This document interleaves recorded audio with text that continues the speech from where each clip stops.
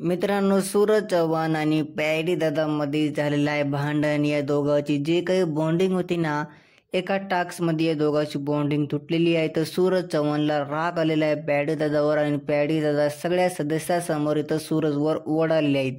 हा मित्रांनो, की काय आहे सगळे या व्हिडिओमध्ये सांगणार आहोत. यासाठी व्हिडिओला एक लाईक, चॅनलला एक सबस्क्राईब करा.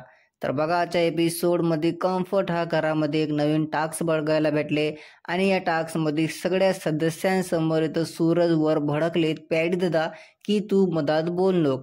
इथं मित्रांनो, सूरज नाही का आपलं मत ठेवू लागलो त्या टास्कमध्ये, आपलं ओपिनियन ठेवू लागलं आणि ते कुठे ना कुठे शायद त्याला असं वाटत होतं की ते चूक होतं.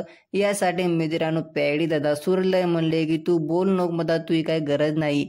आणि हे मित्रांनो सूरजला नाही काय कदाचित आवडलं नाही की सूरजला सगळ्यांसमोर त्यानं नाही काय भडकले, त्यांच्यावर रागवलेत. यासाठी सूरज अंकिताला हे म्हणाले की माझं नाही काय मला मत ठेवू द्या, मला ते बोलू देत नाही आणि मला ते आवडलं नाही.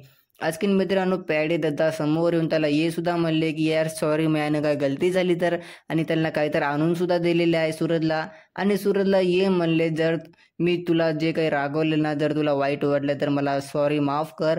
आता मी नाही का आजपासून तुला बोलणार नाही. जर समज तू काही गलती करायलास तर मी तुला टोकणार नाही, तू नाही का कंटिन्यू करत राह. आता मी तुला खरं खोटं काही सांगणार नाही.